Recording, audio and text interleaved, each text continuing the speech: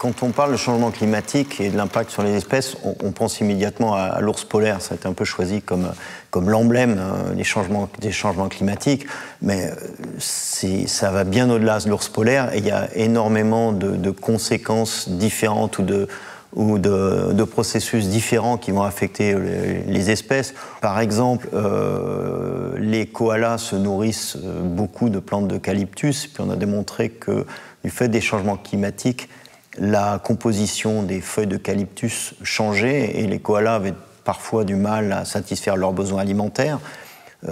On sait que certaines espèces ont besoin de la banquise pour se reproduire. La banquise fond à une vitesse alarmante. Il y aura sans doute des conséquences pour des espèces comme les phoques, les manchots. On peut penser aux tortues marines. Les tortues marines qui sont menacées par les changements climatiques de deux manières. D'une part, il y a une érosion des plages et du littoral, donc elles perdent des sites de ponte.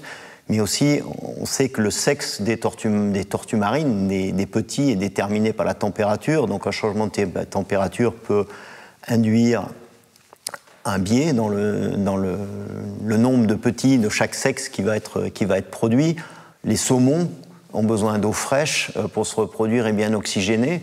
Donc si la température augmente, il y aura des problèmes inévitablement de reproduction. Puis les coraux, je pense qu'on a beaucoup parlé des coraux qui sont eux menacés par les augmentations de la température. Certains ont une très faible tolérance et quand on sait le tourisme qui s'est développé autour des massifs coralliens, il peut y avoir des conséquences et à la fois pour les coraux mais aussi pour les populations humaines qui dépendent de ce tourisme. Bien sûr, quand on pense aux conséquences des changements climatiques, il y a encore une phase d'incertitude, mais il y a quand même des grandes tendances qui se créent, qui s'observent déjà aujourd'hui. Il y a un consensus là-dessus. Une chose est sûre, c'est que plus on va attendre, plus ça deviendra difficile, plus on aura du mal à enrayer l'extinction, qu'elle soit liée au changement climatique ou non d'ailleurs.